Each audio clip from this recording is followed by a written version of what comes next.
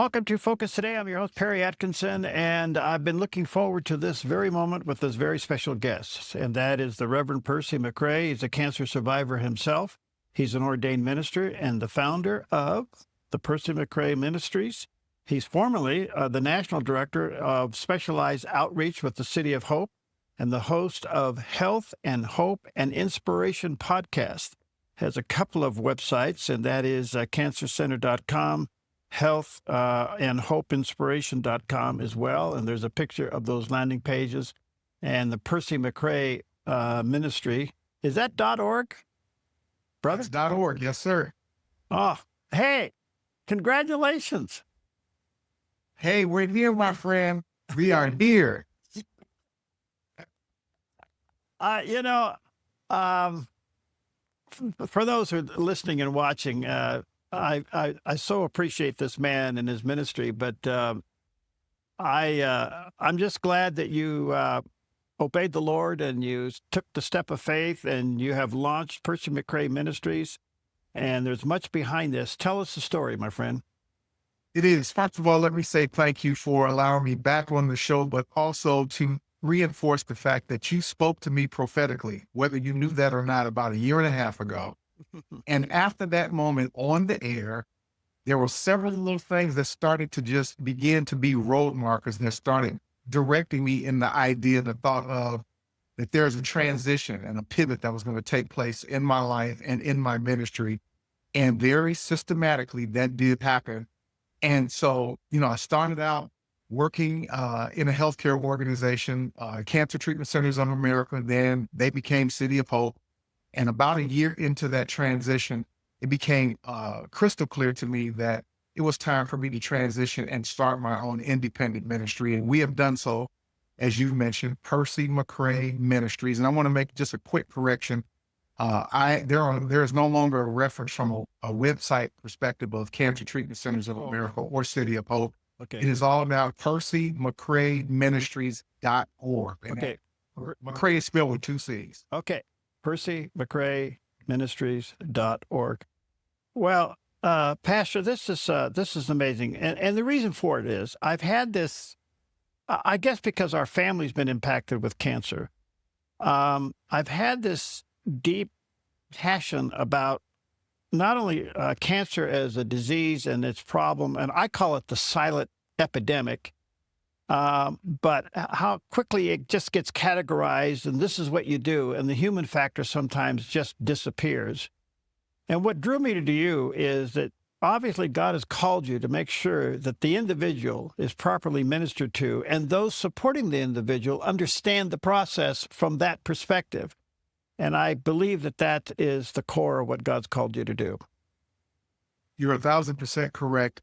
What I learned and understood when I started in this pastoral care role 30 years ago, it's been 30 years on the first day that I started doing bedside ministry, was the fact that we simply, because we did not talk about it, because again, the wall of silence, as you mentioned, we don't talk about cancer. We refer to it as the big C in the face of who Christ is in our life. So there was just a void of knowledge and inspiration and insight around how to navigate this disease that is the number 2 killer in our country still to this day. And yet, we still kind of step around it and we avoid it. And that's been to the detriment of so many, particularly inside of our local churches and our faith communities that desperately need and desire support. But we don't know how to support them. We don't know what to say. We don't know what to do. And that became the role and the ministry and the focus that God placed into my life.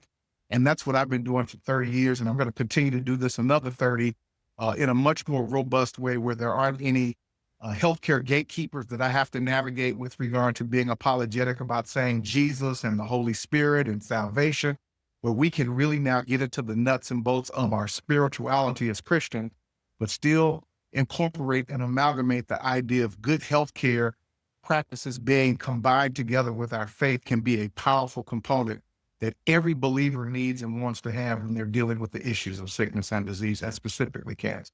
So let's unpack this a little bit.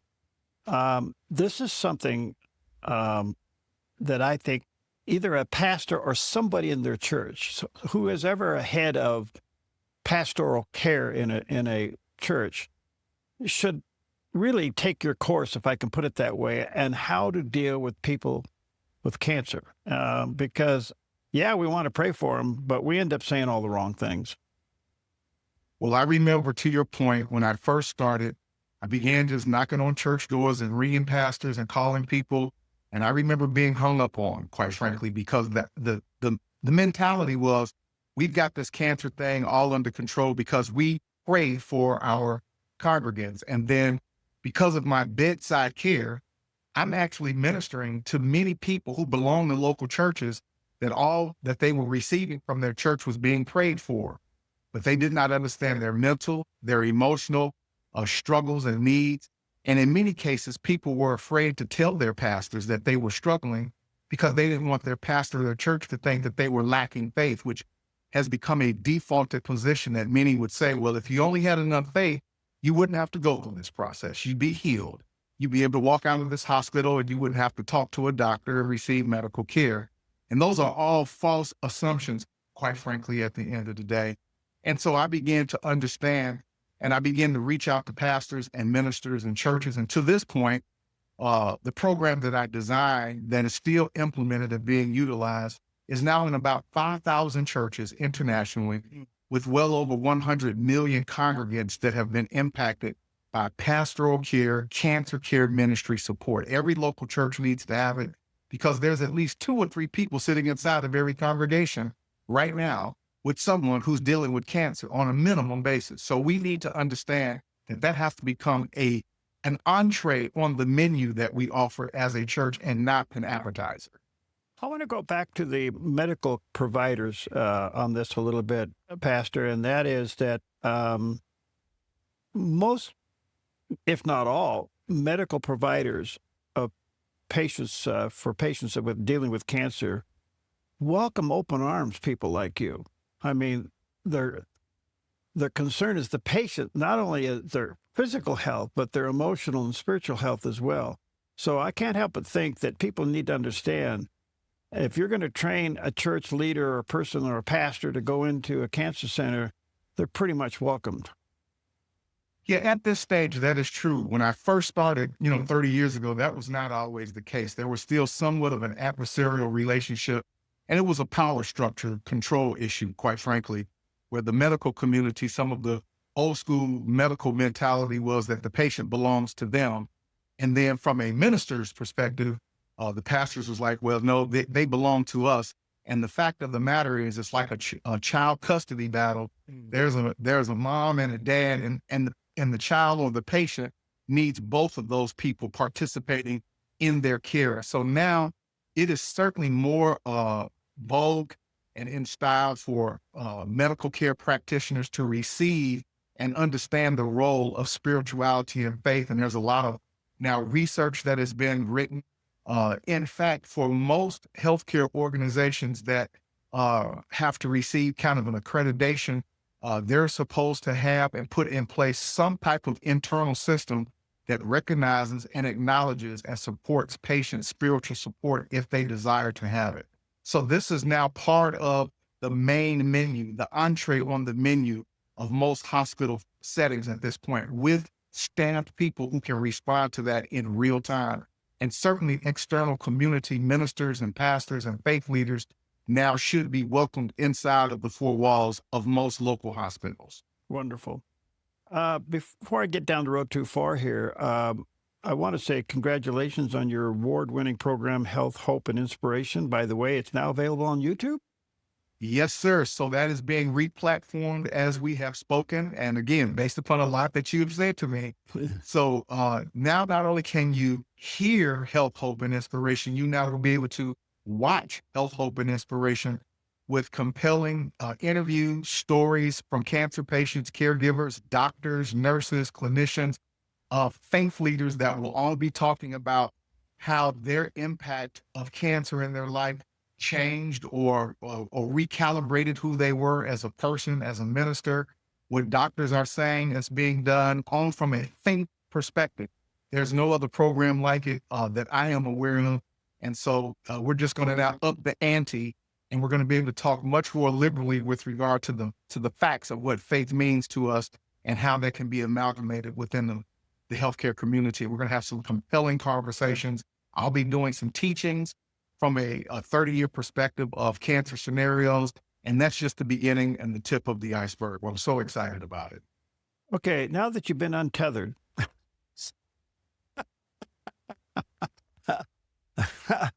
uh, tell me about miracles. Have you seen them? I have, yes. So let's talk about miracles. One of the things that I learned in the Bible college that I went to was that miracles are not for believers. Miracles are for the unbeliever.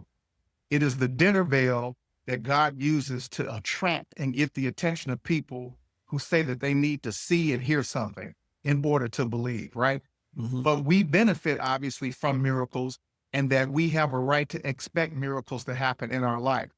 The caveat to that is we don't get to control and dictate when, where, and how a miracle happens in our lives. And that's the lesson that I learned of 30 years bedside care, is that I did not get to mandate nor dictate when a miracle would take place. But I have certainly seen many miracles at the bedside. And I'm thinking of one particular patient, and she gave me permission years ago to use her name. Her name is Gloria Bailey. I'll never forget her. I have multiple pictures of her and her granddaughter. She was at our facility in intensive care.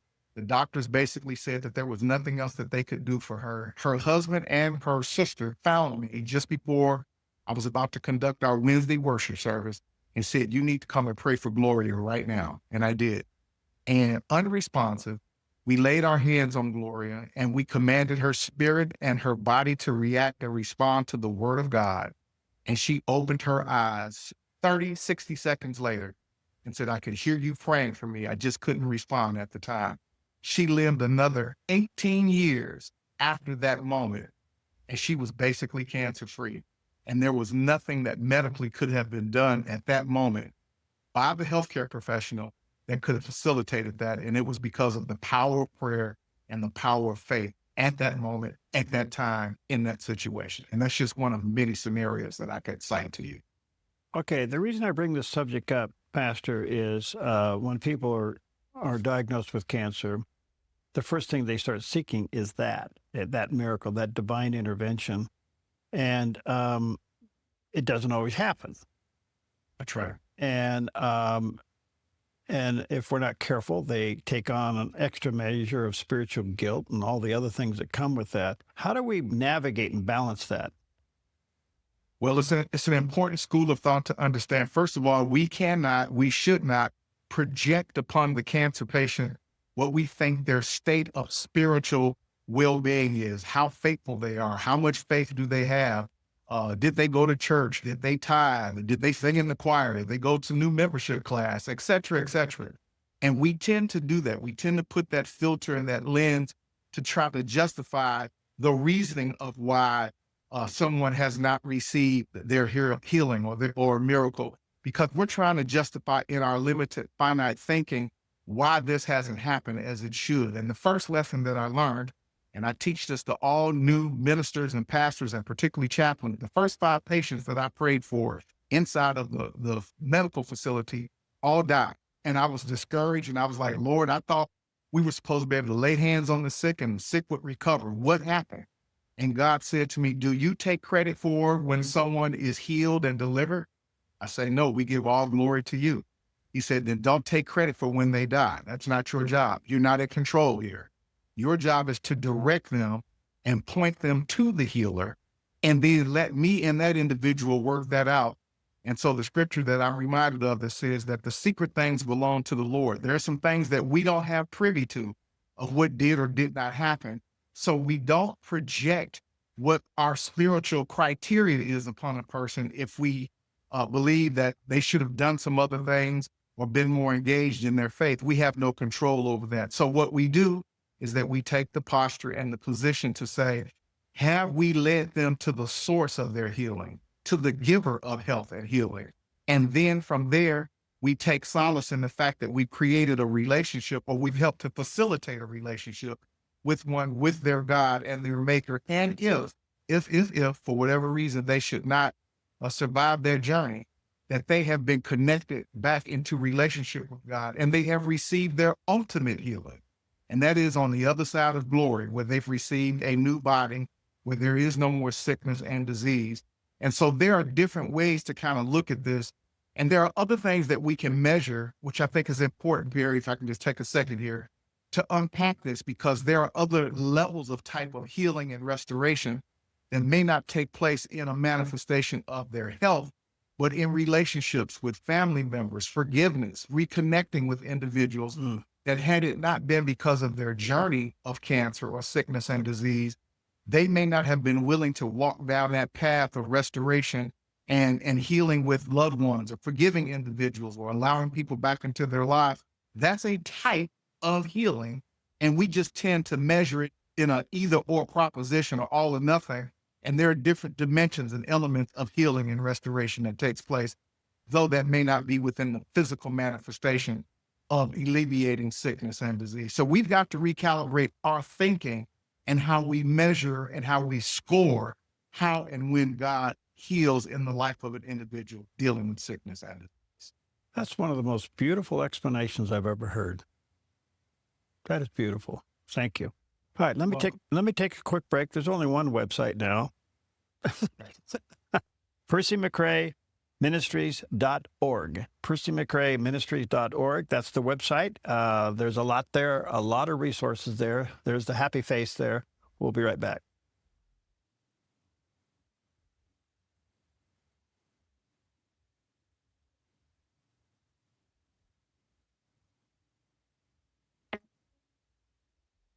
Okay, welcome back. Such an honor to have back with us today. Our good friend, Reverend Percy McCray, has now officially launched out on his own, doing a wonderful job. This man has so much to offer you and your ministry and your congregation pastors who deal with cancer. 30 years of experience in this care area. Go to percymccrayministries.org is the website. There's a picture of the landing page. And the resources abound. There are some things we all can learn from his experience and his heart and his passion in ministering to people who have been diagnosed with cancer. The ministry not only goes to the patient, but a lot of the people around the patient, the family members and people like that. So there's a lot to learn here. Percy, let me ask you this, and I know that you and I have touched on this before, but does the cancer patient want sympathy? No cancer patient wants your sympathy. They want your empathy, and there's a difference. And so at the end of the day, never pity a cancer patient. Don't pat them on the head metaphorically and say, oh, poor old thing, I feel so bad for you. And the reason why is because all cancer patients, and I've been through this, again, I'm going on my 6th year now as a colon cancer survivor. And the last thing that I wanted was people to say, I feel so bad for you. What they're trying to do is they're trying to maintain their pride. They're trying to maintain their dignity and their self-respect. And so pitying them does not help them to feel good about themselves in the face of struggling with this disease. And so never, ever, ever pity a cancer patient. Empower them. Let them know that you're standing with them and that you care for them. I'm providing some direct support right now to a pastor that I've met. And I give him a call about every 4 days, every 3 days, and just basically remind him that I love him, that I'm thinking of him, and that today you've got this, and we're speaking strength and light. But I don't call and say, oh man, I know this must be hard. This has got to be tough for you, because they already realize they're already struggling through that dynamic. They need something to counter that feeling, that emotion, and that mental strain that they're working through with something that is uplifting them and buoying them to believe that today can be a better day than whatever it is that they're going through. So never pity a cancer patient. So to that point, back when somebody's initially diagnosed with cancer, it is a radical moment in their faith. It is a crossroads moment in their faith. And we need to be sensitive to that. How do we approach that? Yeah, the day that I heard that phone call, and I was told that I had cancer, and I had been doing this work for 20 plus years. So bear that in mind. It was a moment that literally freezes you in your tracks, and you have to come to terms come to terms with hearing that you have cancer. Here I am, the cancer pastor, if you will, ministering to thousands, hundreds of people, traveling, teaching, preaching, et cetera, et cetera. And here I am dealing with this very disease. I'm now a member of the club. The way that that has to be dealt with is I tell people to do this, and we've heard this years ago. When there was a fire, we were told to stop, drop, and roll. It is the same school of thought. You have to stop. You need to get still somewhere, and you need to kind of metaphorically roll around and put that fire out that's going on inside of your brain or in your heart or your emotion, in hearing that you have cancer, so that you can gather yourself, so you can reposition yourself, and first and foremost, get back into the presence of the throne room of God, if at all possible. I tell people, before you go to the phone, make sure you have first been to the throne, because you are going to hear a lot of things. People are going to say things to you, some good, some bad, that if you have not first recalibrated your faith and gotten back into the purpose and the face of God to say, Lord, I don't understand this. It doesn't make any sense, but I know that you love me. I know that you are holding me in the hollow of your hand. Before you go out and engage with anyone, you need to first reestablish the bedrock, as one person that I know told me, of your faith. What do you believe and why do you believe it? Because once you enter into that space of talking to people and listening to people, there's a lot of things that are going to now flood your consciousness that you need to first have settled in your heart. Stop, drop, and roll. Wow. All right. So you now are a living embodiment of something that two truisms that I've come across in life. One is whatever God saves you from, brings you through, turns you around, makes you a minister too. And then there's always this thing called the birth of a vision, the death of a vision, and the resurrection of a vision. Mm. And as I hear you today, God birthed you into this ministry, put you through the death of it, and then resurrected you in it independently. Pretty amazing, Percy. Pretty amazing. Yeah, as my wife and I and my family, we've been talking over the course of quietly putting together all of the needed infrastructure for Percy McCray Ministries. The reflection has been exactly that. I had no idea what I was stepping into 30 years ago, and I had no idea that I would have to confront this directly myself. And certainly then when it was time to pivot and change directions with regard to where and how I was ministering and under what set of circumstances, here we are today doing something that is truly remarkable. And I'm grateful because I've gotten the t-shirt. I've been there, I've done that, and I have the t-shirt to prove it. Mhm. So I'm not speaking theoretically. I'm not reciting something that I heard from other people. And today I have also been able to stand tall to say, I know what it feels like to say, I have cancer, and I know what that means to you, and I know how that impacts you. And here's what God can do potentially, and here's how we're going to help you get there. Today is an unbelievable day, and I thank God for that experience. And I wouldn't have changed a moment of it to be able to establish that principle and that school of thought as you have articulated. Okay, so I see here where you're going to also be a part of the National Day of Prayer coming up on May 1st, always the first Thursday in May. You'll be focusing on those living with cancer. First of all, that day is a special day. I think we're going to be airing that broadcast. We're trying to make the technical arrangements to do that. What's your focus there? Well, yeah, as you know, again, the National Day of Prayer encourages sites and organizations to do something to join in on that day. And so what Percy McCray Ministries is going to do as our first kind of public outing is at 8 p.m. on Thursday, May 1st, Eastern Standard Time. We are going to have a live stream where we are going to pray for people with cancer. We're going to pray against cancer, and we're going to pray for people with cancer across the world.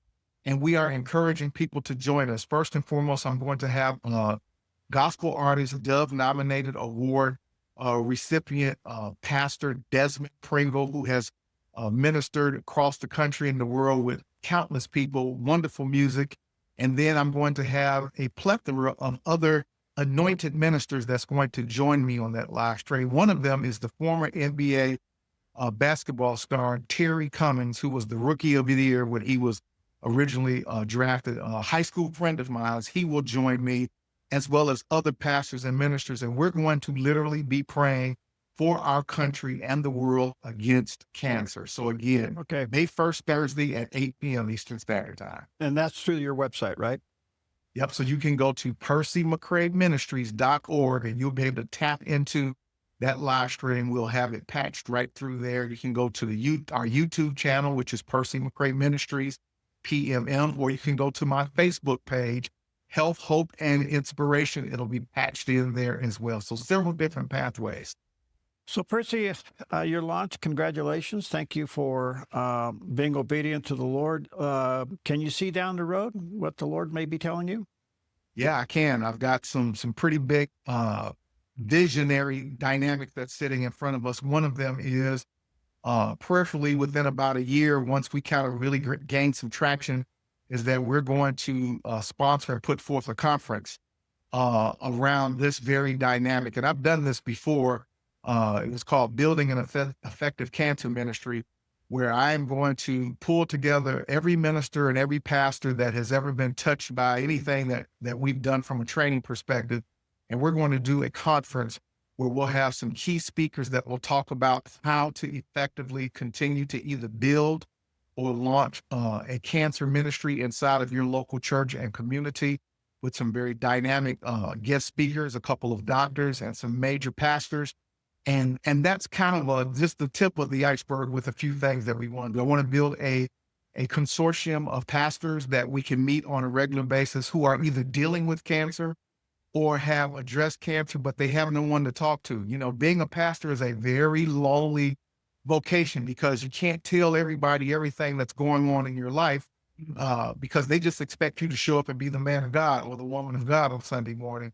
Well, we're going to create a consortium where pastors who have been dealing with cancer, are dealing with cancer, can have a safe place where they can talk about their fears, their anxieties, the dynamics of being a cancer patient, and not worry about someone judging their ministry. Okay. So that's just, there's some things coming down the pipeline. We're excited about it. So it's such exciting news. PercyMcCrayMinistries.org. That is the go-to place. Very resourceful. Be sure to check out the live stream that'll be coming up on May 1st, which is the National Day of Prayer. I think you'll find that to be very inspiring. Pastors, church leaders, ministry leaders, check out what Percy is offering here, PercyMcCrayMinistries.org. You know, Percy, now that you're officially in your own ministry, I think you need to come to Southern Oregon where we can give you a day of rest and take you fly fishing on the Rogue River. You know what? I would love that. Let's make that happen, my friend. Count me in. Let's do that. Let's get you out here, chill you out for a day. We'll put you in the boat with a bunch of crazy pastors. You guys will all be friends by the end of the day. We'll see which one can walk on water in faith. Well, now there you go. We'll judge you by how far down you go. Okay. Thanks, friend. Good to see you. God bless. Thank you, my friend. God bless you. Okay, see you later.